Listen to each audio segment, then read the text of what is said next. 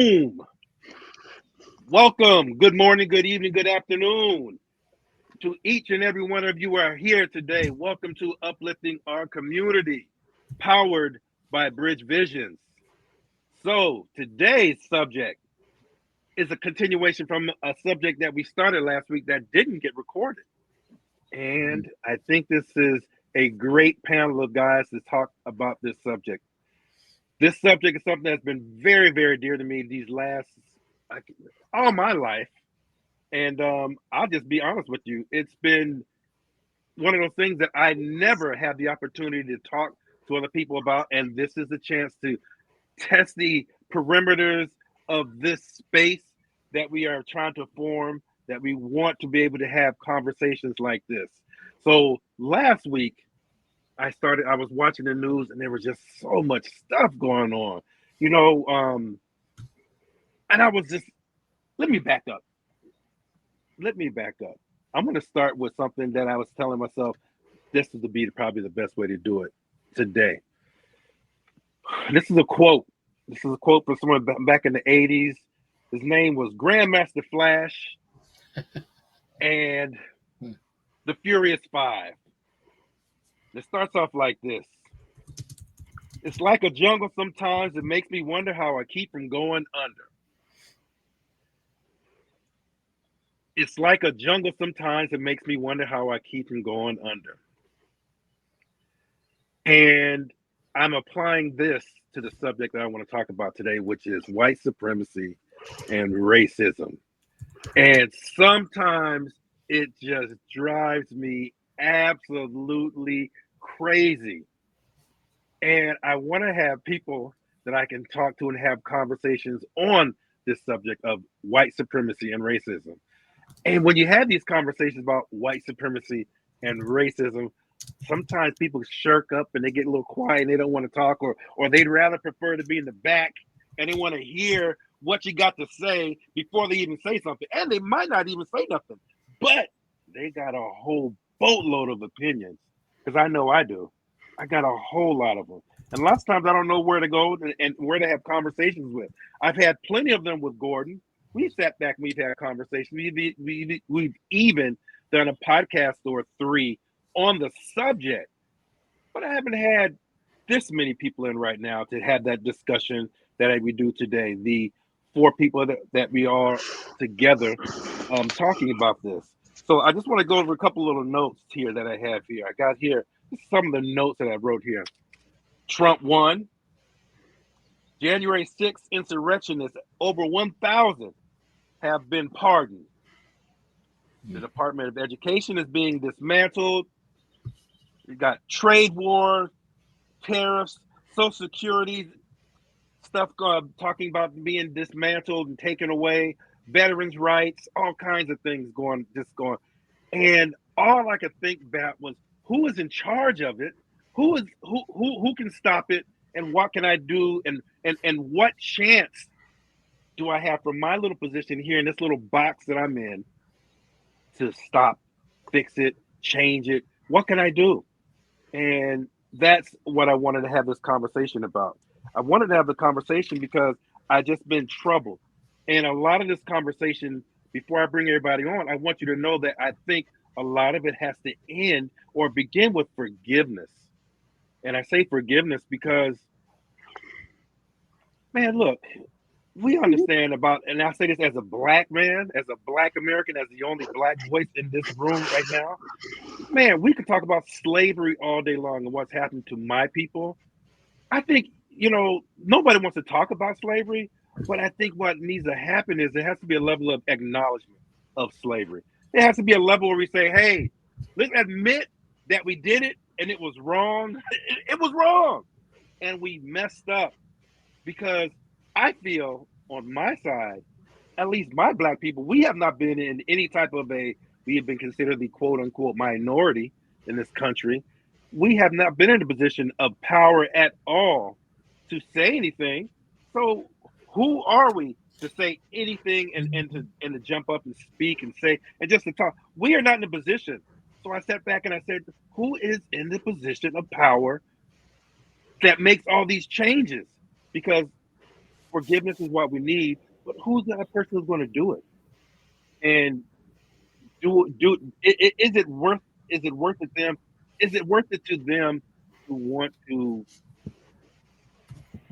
start this forgiveness that we all need? I don't know. I've been very frustrated, and my subject matter was white supremacy and racism. Have white people lost their mind? And I said white people because it's not my people that are in charge of this stuff that's going on. My people don't have no power to do any of that at all. And so I want to bring you all in and I want to ask, how do y'all feel about the subject that I've thrown up in here? And I'd like to start off with Gordon, because this is my guy, my Ace Boone Coon here. And we've had these conversations. And I believe that Gordon, being the Mexican American voice in here, how do you feel about what I've talked about? How has racism and white supremacy affected you? And just hit me with the best shot, man.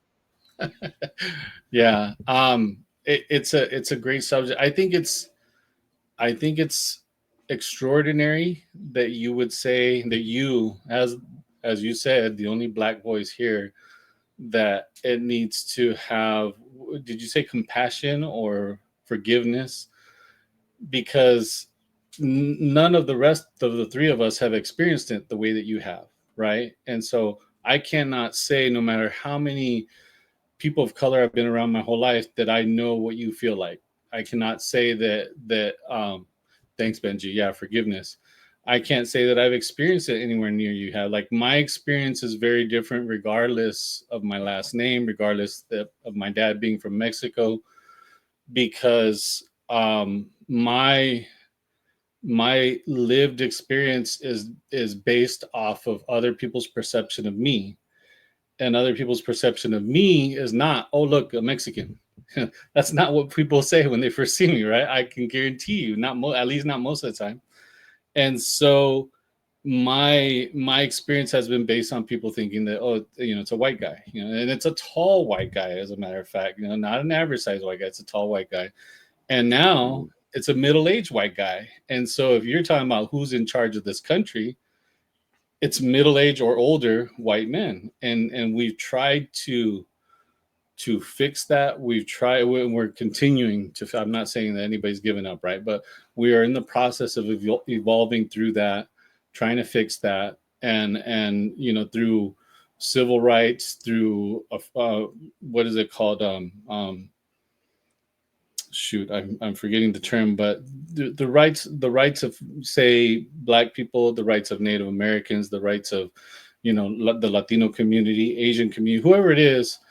We've been working on trying to create a level playing field, I guess, right?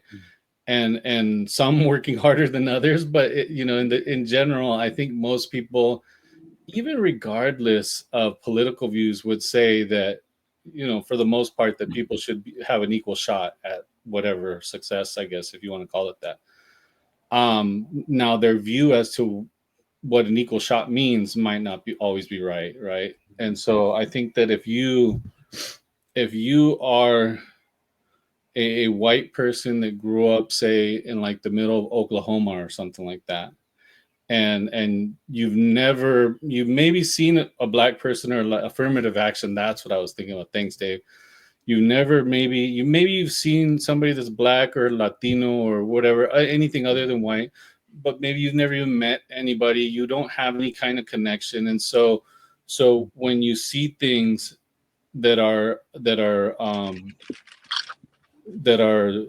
results of white supremacy, when you see hate and things like that, it's probably usually in movies, on the internet, whatever. It's usually not in your neighborhood, your community.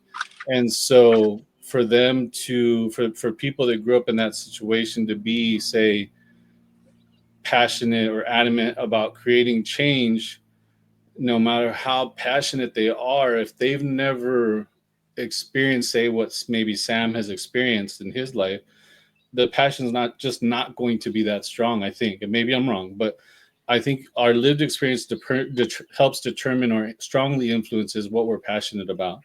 And so, although I have seen and experienced racism against, say, my family, and I've even experienced white privilege that benefited me many times, that's not necessarily the case on people that have never met somebody of color, right? And so I don't speak for those people, and I don't necessarily speak for anybody else other than myself in general, but I can speak to my experience, and that has been an experience where I am one of very few white people in my family. Most of my family's brown, and I stick out at like quinceañeras and birthday parties and weddings and all of that. I stick out like a sore thumb.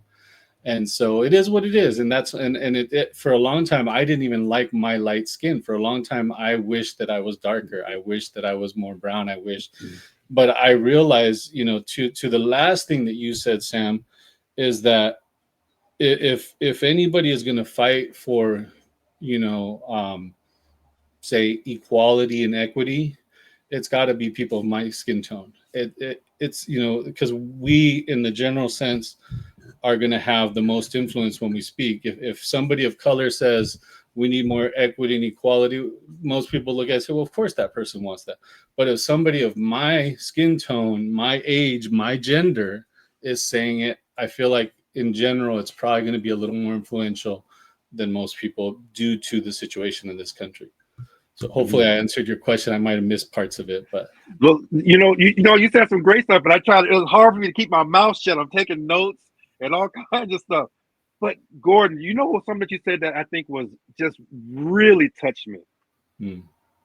You said you began to hate your own light skin, and that right there is the crux. That's the crux of it. Because I hated my own black skin for the longest. I would sit back there and go, man, why I gotta be black? Why I gotta go to this? Why I gotta be that dude? Why I gotta be the only black guy? Why do I gotta be this person? That right there, that says it all. You hated yourself. That tells you that there's some kind of psychological conditioning somewhere along the way. Yeah. Whether you learned it from your mother, your father, your family member, somewhere along the way, something conditioned you to think that way. Something happened. And here we are now in 2025 trying to get this figured out. So I want to bring up the Benji next and ask for what we're talking about. Because here's the thing. You remember, and we may have had this conversation before. There were these pictures back in the day. You get these black and white photos. This is why they don't like DEI, as they talk about. They don't like about these things because back in the 20s and 30s, they had 30,000 Ku Klux Klan members carrying crosses walking across the nation's capital. They're all there. There's posters of it. There's pictures of Jerry Jones just recently got resurfaced where he's yelling at the what's it, the Arkansas, the Little Rock Nine or something like that, where he's in the background, the kids yelling at the black kids for they don't want this DEI stuff shown because it shows them in a bad light. It's like I said earlier, there's that level of forgiveness that I think that we as black people, at least me, I say I can only speak for myself and my journey, but that we as black people, man, the forgiveness, let's work on the forgiveness, and that way we can move on. We could move on. Another thing that you mentioned, Gordon, that I thought was very important. This has to do with another conversation that is a whole other subject within itself. Reparations. You want to talk about fairness? You want to talk about balancing out the playing field? You got a 400-year leap on, free labor from black people. I mean, that's a lot. That's a lot. If you want to go back and and don't get me wrong, but I'll throw it out there. I hear about what happened with the Jews and what Germany did and the reparations that they're getting. And I think it's amazing what they're doing. I don't think it's necessarily a thing where they're trying to get them financially above themselves. It's more of a compensation for what they went through. That's for the Jewish people I can speak on for them. The Indians, they lost land. They were given land. They were given casinos and tax-free write-offs and things like that. That's something that they got. Black people haven't got nothing but hard luck and worse times than anybody else. And there was a video I was trying to look up earlier that I was trying to download there was a woman who compared it to playing Monopoly with black people playing Monopoly, where you got a 400-year head start to going around the board, the Monopoly board, and choosing whatever you want, and we couldn't pick nothing. And the thing is, at the very end, what she said that was so perfect to where we're at and where I want to jump on to you, Benji, is, she said, you should be thankful that a lot of the black people that we're just ready to move forward. And I'm paraphrasing her. We're ready to move forward, and we don't and we don't want revenge. We're just ready to move forward. That level of forgiveness that we want is what we want. We want to move forward. When does it end? When is enough enough? And so, Benji, I'm jumping. I'll leave it to you. We talked about a lot, so jump in where you at with all your experience Yeah, from where you're at in Texas. You yeah. know, tell It's me what. definitely it's a definitely a cultural thing for sure, right? Just remember, this happened in Asian family too, right? I'm dark skinned. I am really, really dark skinned for Asian, right? My mom is white as all get out. So we also have that race structure, right? The Japanese is white as all get out. So they got that priority, right? They're just like the European kind of culture wise. They always look it down at us and things like that. Always the same way. The thing is this is because I grew up in West Texas. I was the only Asian family there, basically, one or two there, and we kind of do that. We kind of dug in. We didn't. I mean, for me personally, I dug in. I didn't allow all that because I definitely feel the pressure of racism and all this. We're just like a house pet to them, right? And that's how they treat Mhm. me quite a bit. And but ultimately, too, at some point, I realized, you know what? At the end of the day, if there's a house on fire, I'm gonna get left behind. And that's when I learned the hard way that I learned to survive that way. So, but what all of us have to do, and it was actually a pretty good indication, all of us have to speak up about injustice, right? And we have to speak up about getting better, being better than your best. So think about this, like this thing about the NFL draft. Look what happened, right? And people are okay with that? No. I'm like, back to, remember we talked, the first thing we talked about was create, don't compete, create an NFL. The community, like the African American community, should create the NFL. You have so much wealth in your artists and your business people.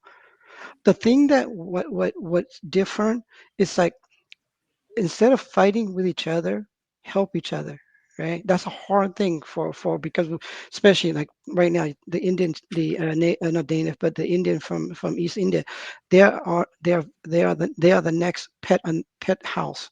They're going to enjoy the benefit being in that house, but eventually it's going to go away too. But ultimately, understand what our value is individual, what we bring to the table. You have to bring value, and you consistently have to bring value and over.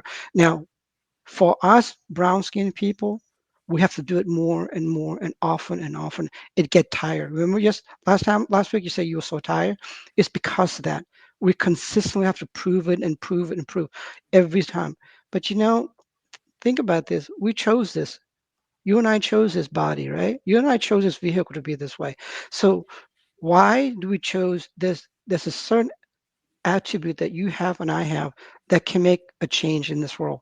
Because all of us here in this room are light. So how do we continue broadcasting that light? Is it fair? No. Is it comfortable? No. My stepdad, Czechoslovakian, Nebraskan. My friend, we are on the track team, and one of my friends, his name is Richard Evans. Do you know what my dad called him? Hey, how is that color boy Richard doing? How's that feel? Right? Here's my stepdad that saved me, right? Right. But there's a level that, and I said, Dad, you can't say that. That's just I can't say that. But that's what they're used to seeing, right? I'm like living in this cabin, and it's surrounded by people of the clan type, right? But yet they respect what I am and things of that nature, right? So, but the thing is, it's kind of like I also know my boundaries too. So as long as I add value, they respect me. But when we don't do that and kind of go in our way to say, well, things like that, it's a big battle. I'm not going to win. I am, and I'll be honest, besides the worker people here that work on my house, I'm the only brown people here in probably 3 or 4 blocks. Think about Mm, that. mm, Yeah. wow. Wow. I wanted to ask you this, Benji, before we moved on to Yeah. Dave, because I know you mentioned that you mentioned about what about us helping each other, Mhm. and this goes back to what Gordon said to me, said to us earlier. It's great if we can help each other, but we are psychologically trained to think that I'm not good myself. Gordon didn't feel good about himself, and he looked like he's white. So there's something that's going on there. I didn't feel good about my own color, and you know what I'm saying. Yeah. There is a psychological thing. There's a Sure. psychological change that needs Sure. to be made. That Sure.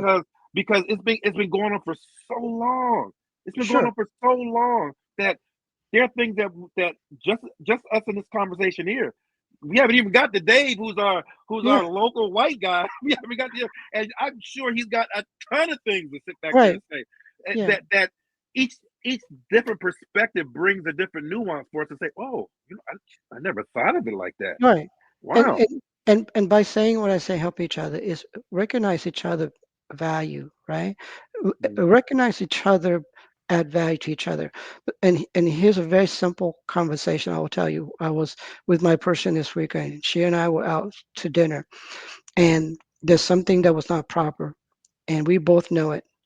And she was really upset. I lean over to her, why? And I say, speak up. Here's how. And she finished my sentences. So because she is a children of color, we're in this bougie hotel, mm, right? So I said no. It's like we belong here. This is my American Express card, not a company credit card. This is mine. So she learned from being with me. You can speak up because you've earned the rights to be here. mm, mm, But don't be mm. mean. Right, right, right, Yeah. And so right. but she wouldn't speak out until I say it's okay. Speak up. What is that? This it's not proper, right? Mm, And that's the thing. And so she learned that by being around me. She's like, I've seen you do this a lot where that it was not proper. You made that adjustment, right? So mm, things like that. But this time depends on the situation. I don't automatically do it like you. I kind of I wait for the moment. But mm, then when it's impacting my mate, my friends, my partner, it's a different story.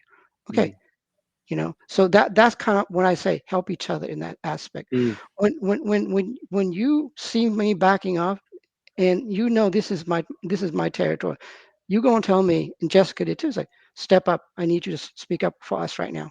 mm, So mm, this is back to Gordon's like certain arena, he's gonna be able to speak up for us, right? And so can I, right? So these are things that I think when I say help each other, that's what I mean by that. mm. I got you. The other note before I pass it on up to Dave, because I've been waiting to get Dave in here. Um, that you made me think about when you were speaking, Benji. When I think sometimes too, when you do, this is going back with what we're talking about with Shador Sanders and that Hmm. NFL draft. I Hmm. think when you got so based upon his son's talent alone, that's what he was supposed to be getting drafted off of his talent, right? And they're all saying he should be humbled and this and that. Now he floats all the way down to the fifth. I mean, there's a other aspect to that. I think when you come into this position, and particularly when you're talking about your fighting white supremacy, how you come out to fight white supremacy says something too. How are you coming out like for instance, Dion? He's been known for talking trash about who I am. I'm the finest. I'm the best. That's who I am. And his sons were raised like that. Now he has a level of boldness because of his athletic prowess and everything else. That he's awesome on the field. Everyone else looks at him. White supremacy looks at him and says he's an uppity dude. He needs to be put in his place. Right. And so I say all this to say that when you're coming into a position of power, Yeah. Dion is loud. He's an exception to the rule because most people don't really come out there with the flash like he does. And to me, sometimes that flash is not the right way or the right representation because it makes you look just as arrogant as the person that you're trying to check in their own place, you know. Yeah. So the once you're in that position of power, and I kind of equated to times before when I've seen people, as I told you in law enforcement, once you give them a badge, Yeah. they turn from a who they are to Mhm. super who they are because Right. now I got a badge and I can do what I want, Yeah. and and Yeah. and, and I've seen the change in people. So it's a case by case situation, and I just think that there's a lot of psychological work that needs to be done on everyone. And first and foremost is the acknowledgement of white supremacy and its full power, Right. and its still structural, consistent power, and then the effects that it has. Because there's a lot of people that always want to downplay the level of racism that they that you've received. Because I'm just going to tell you, oh, it isn't as bad as what you think it is. You know, why do Hey, you black yeah. guys always talk about Yeah. reparations? And Yeah. why do you black guys always talk about slavery? You know, Yeah. that kind of stuff. Yeah. That's the part where it's where a person you have not you don't even you shouldn't even be talking on my behalf, and they Agreed. are talking in positions to say certain things. Okay. And so that's kind of where I'm at right there. And go ahead and you can go ahead and Yeah. respond, and then we'll pick you up, Yeah. Dave, from there. Yeah.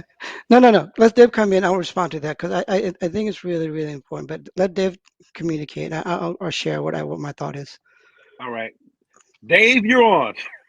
Oh, well, as the representative of the white race, I'm at an awkward disadvantage to speak eloquently about anything you guys have experienced in regards to racism.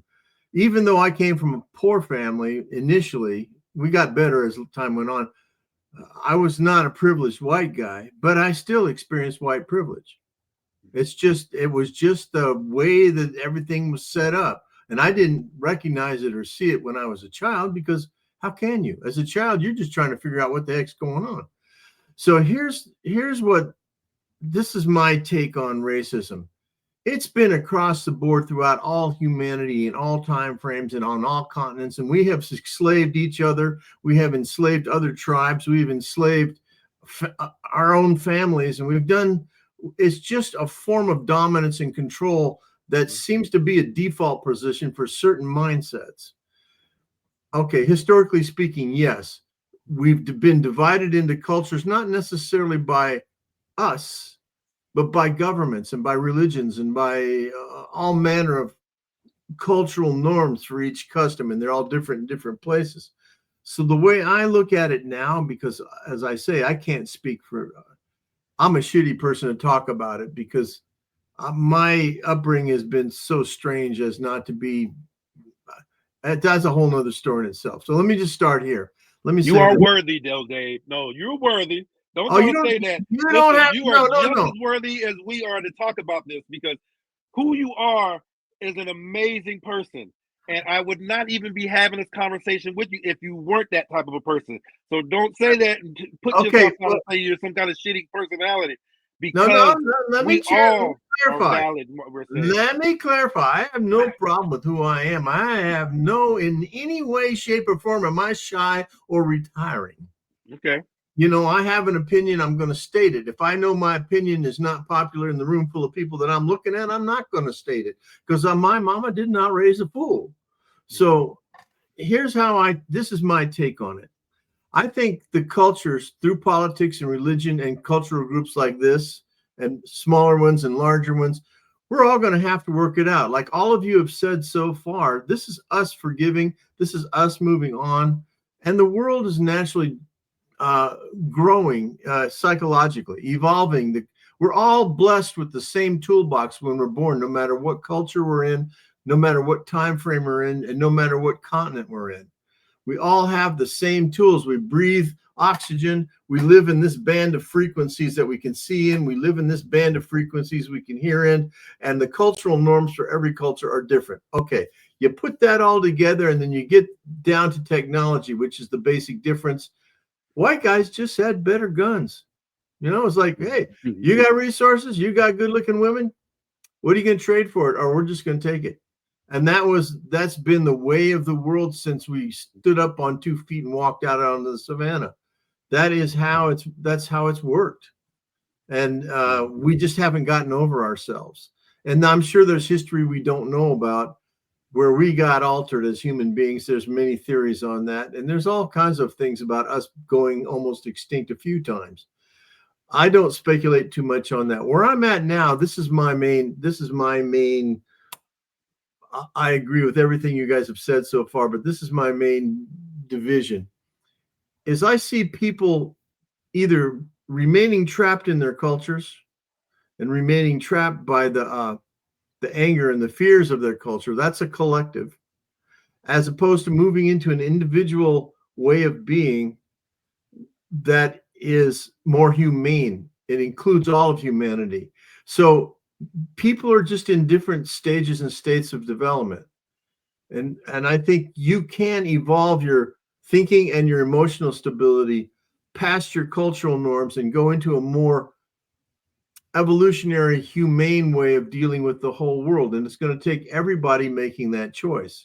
I made that choice about 15, 20 years ago. So I quit labeling race. I quit labeling, even though it keeps getting thrust upon all of us. We have to deal with it because people keep throwing it back in our face. Well, what do you think about this? And it's always a racial thing. What I think about is it's stupid. I think you should look at a person's intelligence. What's their goal? What are they trying to do? I see things more as what are we going to do to improve humanity? I think we all have to, it has to be inclusive. See, we've been taught to be exclusive. I think that's it. So do you think that we can evolve as a society? Because you're talking individually right now. Do you think that we can get this into group speak instead of just Dave speak? Do you think it can spread? Yeah. Oh, yeah, absolutely. No, I think that's what's happening right now. The world is naturally dividing between the people that follow the old ways, which I would say Trump is like the epitome. He's the Antichrist. He came here to fuck everything up. Excuse my language. He came here to destroy the system. And that's not necessarily bad. It's just in how do we fix it before it goes down in flames and we all die.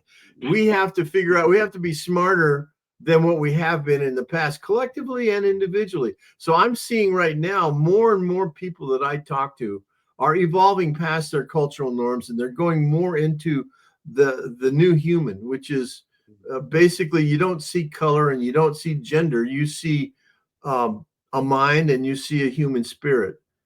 And each one has a story, and you interact with that story in a very humane way. And so what I'm looking at right now is I see the history of racism as an evil stain upon our who we've been, but is not the defining role that we're in. Our defining role always goes to higher power. What is the best among us, and how have we included the least among us?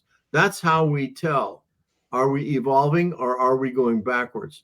And in my mind, there's a great amount of people that are attracted to instant solutions that seem simple. And that's because they're simple people. They don't have discernment, and they don't have, they've been told too many things that they're trained to give up their power to authoritarians. Well, so is reparations a simple solution? No, it's not. It's very complex, because you have to think, how far back do you want to take it? Because we've always been stealing stuff from each other culturally and being criminally insane with each other all the way to hundreds and thousands and 5,000 years and 20,000 years. We have been doing this forever. So it's a highly complex issue. I do believe that it can be done in a very humane way without causing problems, without disrupting natural course of actions. Like for Black reparations, the main root cause of it was when the people that came back from World War II. To me, this is where the economic reparations need to happen. They came back from World War II, and bankers drew an arbitrary line and said, okay, the black guys are over here, so we're not going to sell you a house. And the white guys over here went, well, I don't want those black guys or those Asians or those Mexicans moving into my neighborhood because it'll devalue my house, which is maybe true if you live in a racist neighborhood. But here's the thing. Now the world is, we're intermingling in our marriages, we're intermingling in our species, we're intermingling in our jobs, we're even intermingling in our weird ass sexual practices. So there's all kinds of stuff going on that is happening, whether the supremacists want it or not, whether the religious people want it or not, whether you like it or not. There's a whole lot of things going on, and the technology of the internet, it's what's happening is the internet is making all of this available to everybody all at once. And so now, for the very first time in history, and this is why I have hope for the future, for the very first time in history, people are given a chance to learn discernment, to be able to look at something and say, well, that's bullshit, or that's not. And they're also starting to look at others who are raising their energy and their vibration level and saying, this is a better way to do it. And there's people in every continent, every time frame. People who have never been to school before are getting some big ideas and running with them. And it doesn't take school learning to affect a good system. It just takes a bunch of people putting their heads together going, let's do it this way. And so I think what's happening now is we are evolving, but this is the time of the decision. We're all having to decide right now. How are we going to do this? Are we going to go the way of what the Republicans are saying? We want this to be a Christian nation again. Well, bullshit. It never was a Christian nation. That is bullshit to start with. So you got to go back and remove all the bullshit to understand it. The real question is, are we going to include everybody, or are we going to make, is this going to be a club for the only people above this certain income level? Is that where we're going to go? Because if that's the case, then we just got to pull out the Uzis and start shooting people when they come across the border. Screw the detention camps and the courts and stuff. Just shoot them all. You know. Well, what you say right now, Dave, that's what's happening right now. I know. That's exactly what's happening right now. I'd like Benji to come up and go ahead and make comment, and then Gordon, I want you to follow up on what was said, if you could. Sure. I mean, I think one of the things that I'm back to what I'm saying. You have to like teach, and you got to educate. You got to like empower people, right? So this is back to the very fundamental of our people, our children, right? Like don't inspire them to be more than an athlete or a musician or whatever it is. Like, but look at the culture that inspired them to be doctor, lawyer, and all that. That's what we gotta like inspire our children to be, right? That's what I'm saying. It's like this is like how we help each other. That's how we do that, right? So the thing about that, like if you go to like my neighborhood in West Texas, there's very few inspired to do what I do. There's a few that inspired to be a nurse or a doctor or lawyers. Matter of fact, my best friend I'm going to go visit this weekend, none of their children inspired to do that. What they're inspired to do, it's just mundane gas station work at Walmart, whatever it may be. If you want the level to step up, we have to teach our children we're better than our best. Stop listening to the test score. I was a B minus student, for Christ's sake. You know, I didn't listen to that stuff. I knew what I knew in my gut, what I can do. I didn't listen to what anybody else has said. Was it easy? No. Like you said, I came across uppity, but that's what I decided to do, right? So if the society right now going the sideways thing, in some way, Dave is right. We're in the mud right now. So the choice is we can grow from this mud, or are you never going to sprout? It's up to you. You are the seed in this mud right now. Sam, you and I are both in this mud right now. And it's like I am going to sprout out one way or the other. Doesn't matter what Trump does. I don't care what society do. You are not controlling and dictating what I am to grow into. right? I will fight that to a T. Now, all my life, I struggle with this saying this, being alive, being worthy, and all that. But ultimately, if you force me into this issue, this is where we are right now. We're all in this mud. Do you want to grow, or you want to just go dormant for another 1,000 years? That's a choice we're going to make. So thank you for saying that. Now, what I'd like to do is I like to real quick before I pass it on to Gordon. Benj, I want to know: are you actively trying to meet those other individuals? And I like to ask that question to all of you. Are you actively going out to meet those other like-minded individuals, or are you just kind of like on chill mode, like, well, it's going to be what it's going to be? No, it's not about that. It's about like I'm out all the time. I engage with people. I have conversation, but there is a grace in it. If they want to hear it, I'll tell them. Mm, Okay, okay. it's like if they don't want to hear it, I'm not going to go there. This is the thing. It's like, back to the same thing of being a Buddha, right? You go to the Buddha when you want advice. If they want advice on all those things, yes. But caveat: if I see injustice, I'll stop and make sure that's taken care of. Mm, okay. Okay. I get you. Gordon, please. Hey everybody. I think part of what I was thinking about as Dave and Benji were speaking was that for me personally, I kind of see the world as two experiences. I see it as an individual experience, how I navigate the challenges, how I navigate the good stuff, how I take care of family, how I work in the community, how I work in civil stuff, how there's that individual perspective, that individual experience, and then there's the collective, society, humanity, however you want to describe it.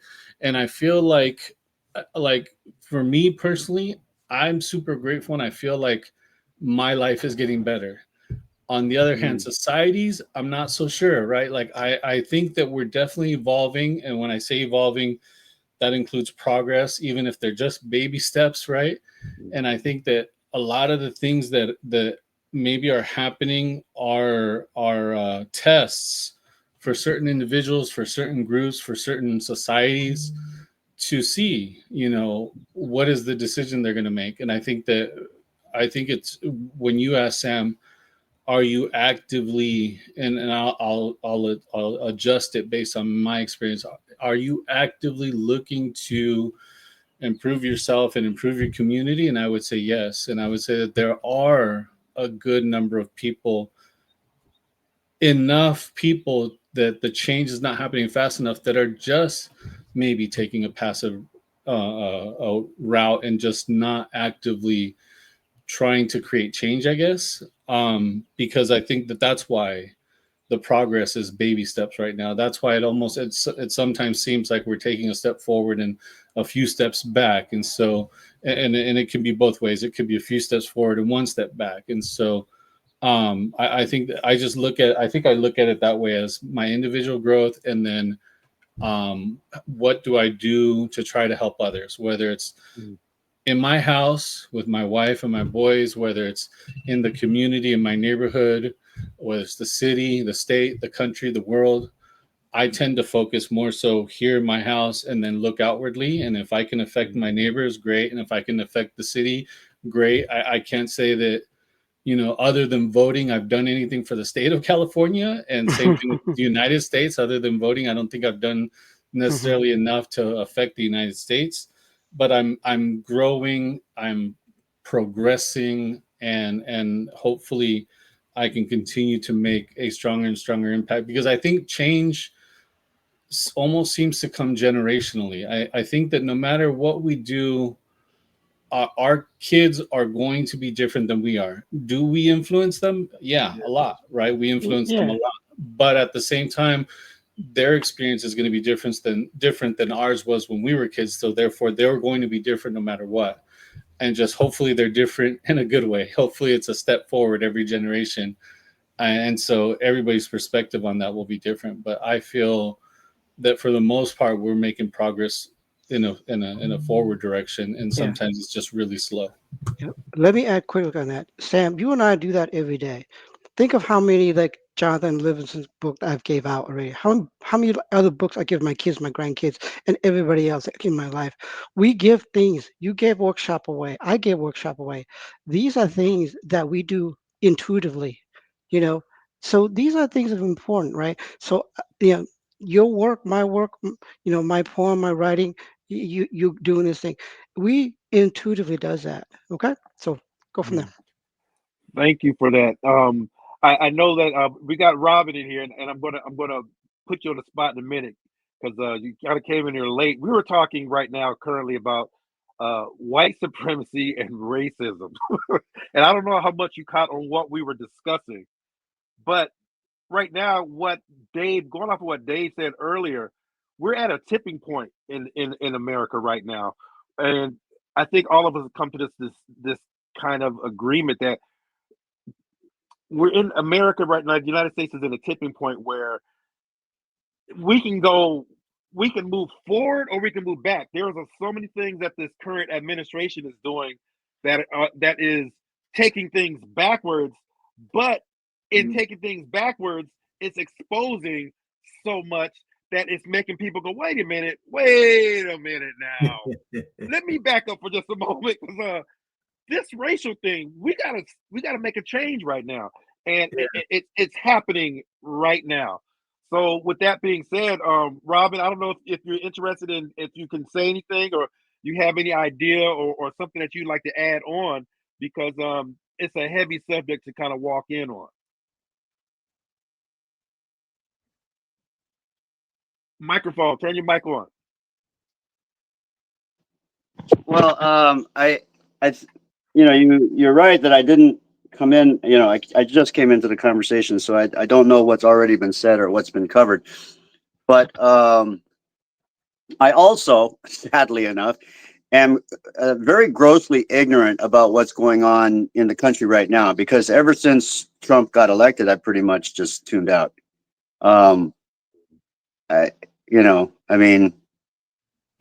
So I don't know what all he's doing or what the effect of it has. I was interested in who became the president almost as if I'm interested in who's going to win the Super Bowl.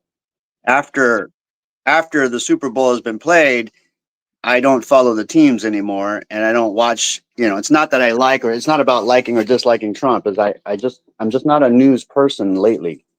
I've been so busy, so I don't really know what's been going on. Now, as far as white supremacy and racism, obviously, I think even white supremacists, well, I don't know. I have no idea. I don't know what goes on inside their heads, but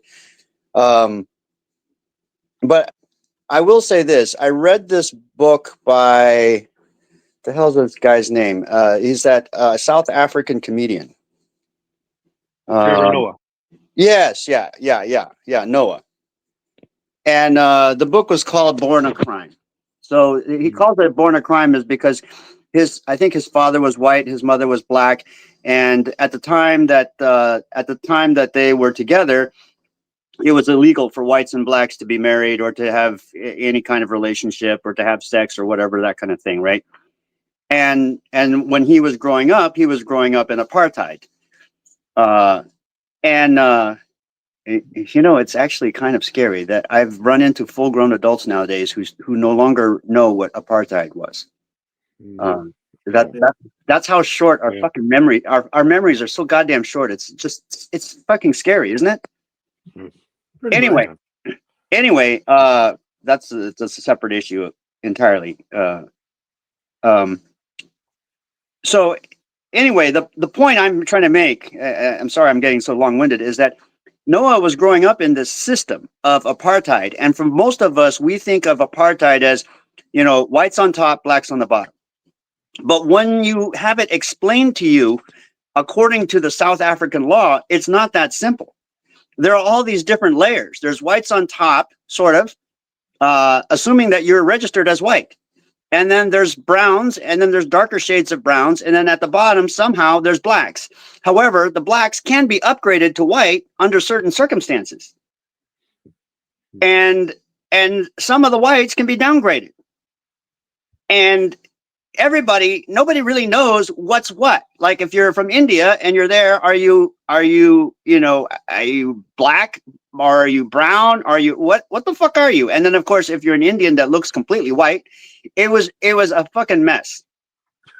And the point of his explanation was that even the government, the guys in charge, wanted to abolish it. They couldn't.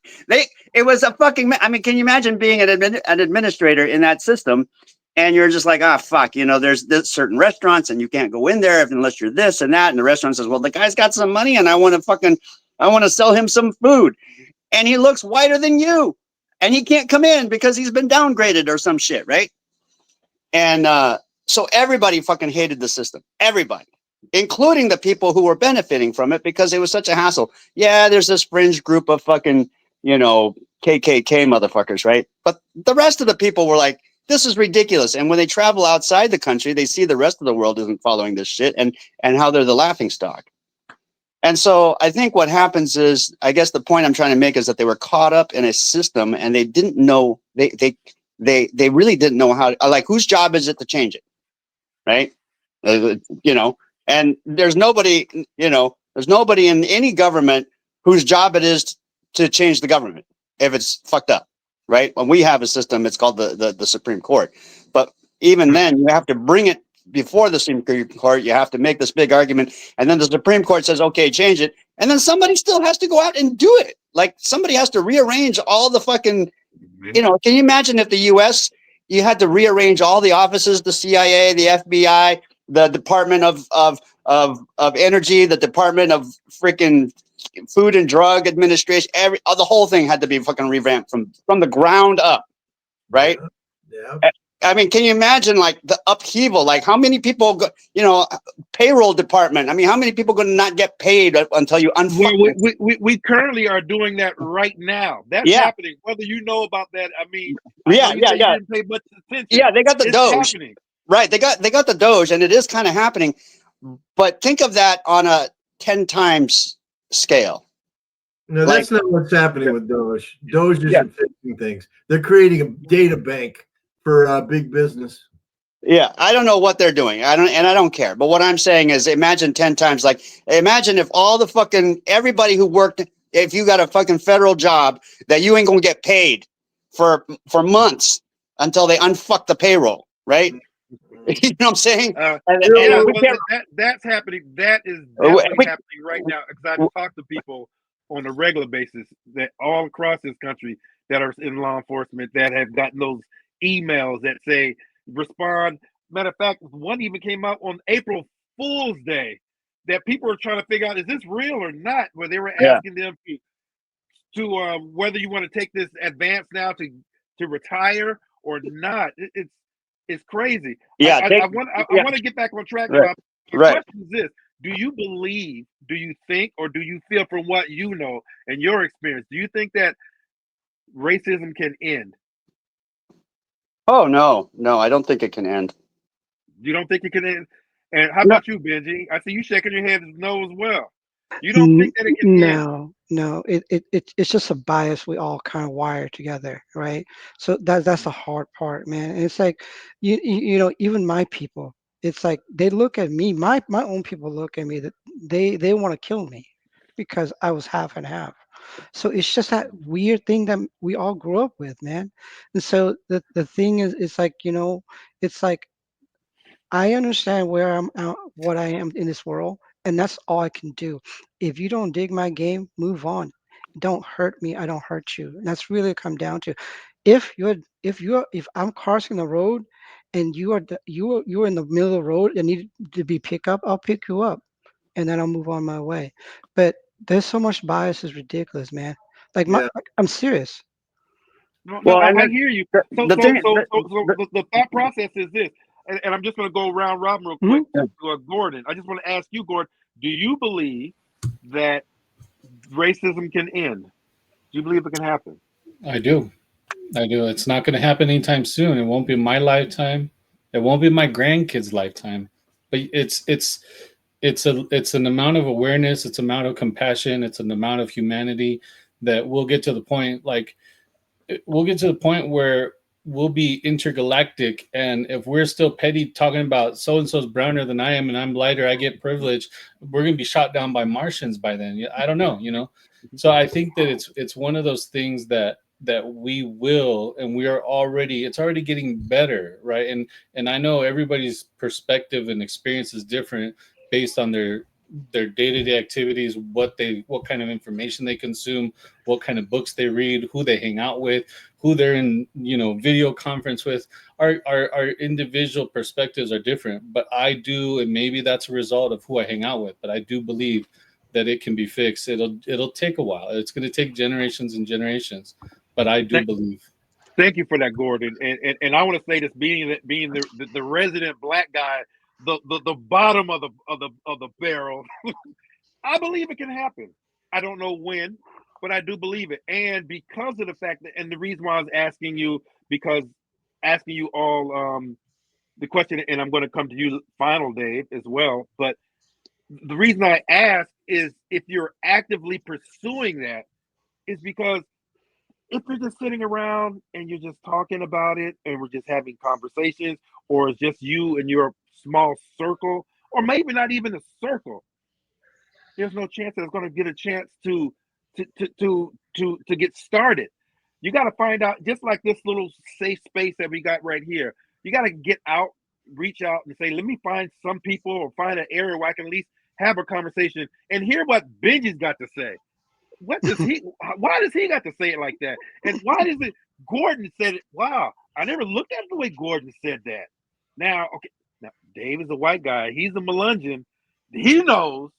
He knows it. You know, if we did not have these areas where we could have these conversations, I would know. What Robin brought on was a whole different level of the There's black, then there's Caribbean black, then there's different sects within the groups.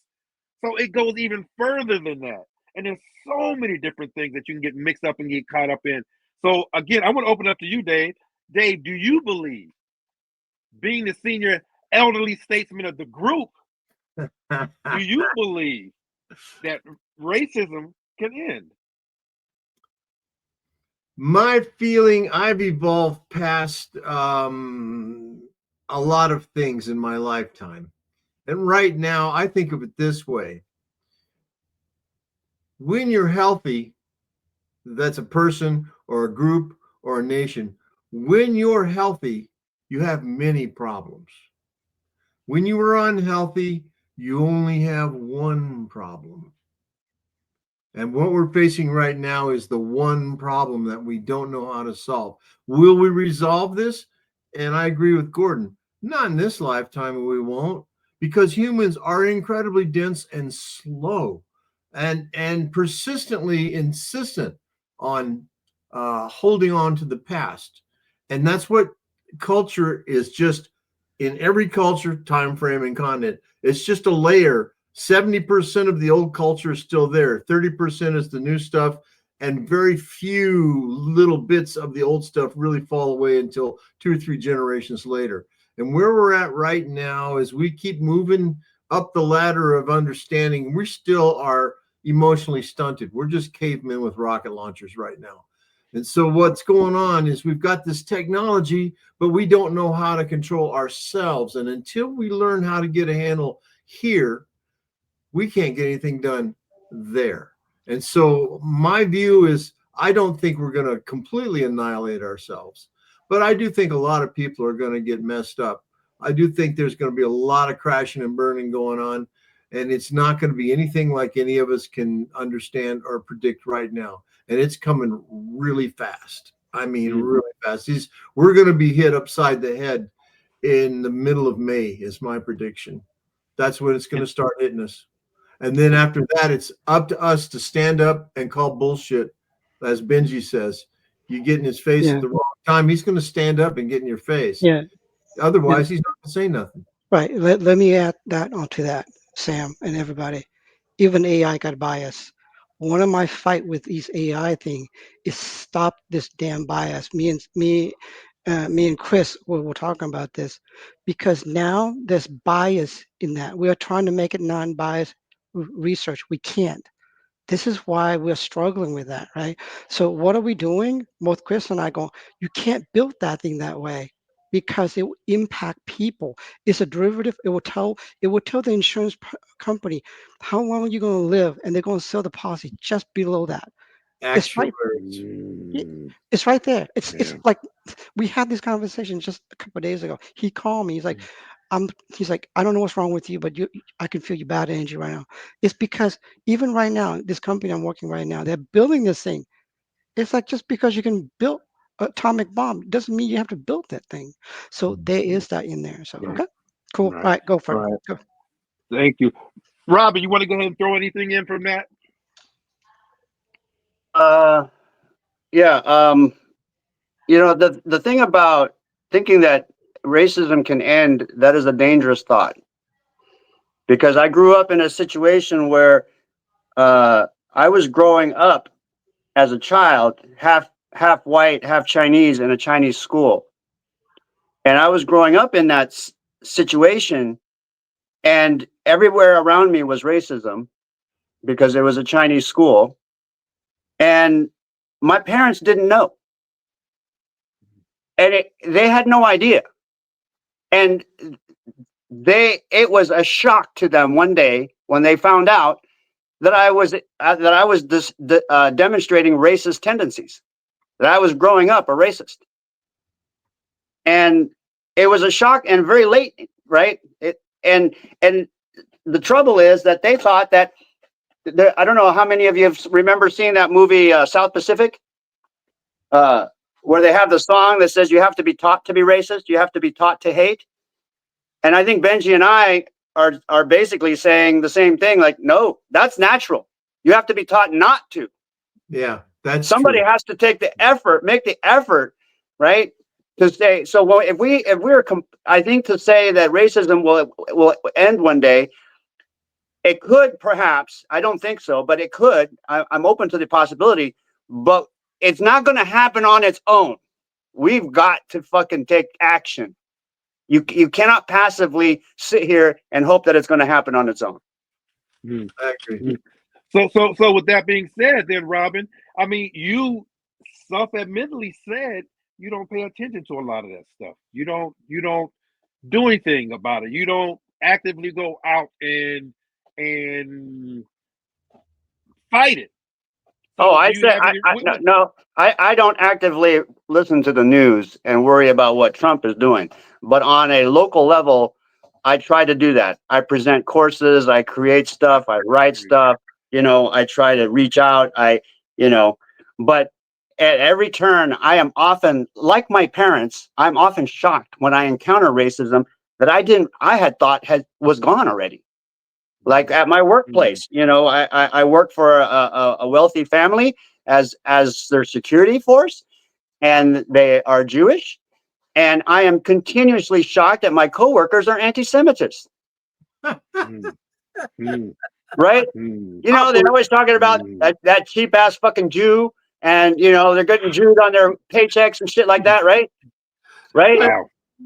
And it's like the thing is that Dave, you and Gordon too. I think all of you are old enough to, maybe not you, Sam, because you weren't on that side of the fence, but y'all remember the young days when the N-word was a common. You couldn't go a whole day without hearing somebody use that term, right? And it was everywhere. And now you don't hear it ever. I never hear it, even if there's no black guy in the room. Nobody ever uses that word. That's right? Evolution. It changes. When I was a young man, the word wasn't necessarily negative. It was a description of people that we knew. And then it turned into an ugly connotation. Right. And just like people used to call us hillbillies, before it was like a badge we wore. It was like, yeah, that's great. But now you say hillbilly, and it's like the N-word. People want to go fighting over it. It's like you go back to where my relatives were. But what I'm saying is that there's disparaging remarks being made, right? And I don't hear disparaging remarks being made about African Americans anymore in the workplace. But I still hear it about Jews. I still hear it about Mexicans, and I still hear it about gays and homosexuals and all that. That is still, it's almost like they're still fair game, right? Mm. Whereas black people are not anymore. That's because we're taking so- it on the chin. So there is a shift. There has been a shift, and slowly, like, you know, I remember the movie, what is it? Brokeback Mountain came out, and everybody just had a big kissy fit, and now you see homosexual kissing and all that on screen now all the time, right? Yeah. And it's okay now, right? So slowly, we're moving in the correct direction. But you know, it always surprises me that it always pops up somewhere, right? Mm. And that's because I think it's when, if you're not guarding against it, if you get complacent, it's always lying there ready to percolate up. So yeah, you can get rid of it, but it's like, you know, it's like termites in the house, right? You got to stay on top of it. Yeah. So in the sense that you can eradicate it, yes. Is it gone forever? Not if you're not paying attention. Thank you, Robin. You know what? Another hour came and went. The conversation got going well, and you know how it goes here. Right when it starts getting good, it's time to go. We can't keep it up all night long, keep it up all day long, but it was intriguing enough, and we're definitely going to bring the subject up again for sure. So I thank you all for this time today, and we'll catch you guys on the next one. Nice seeing you, Robin.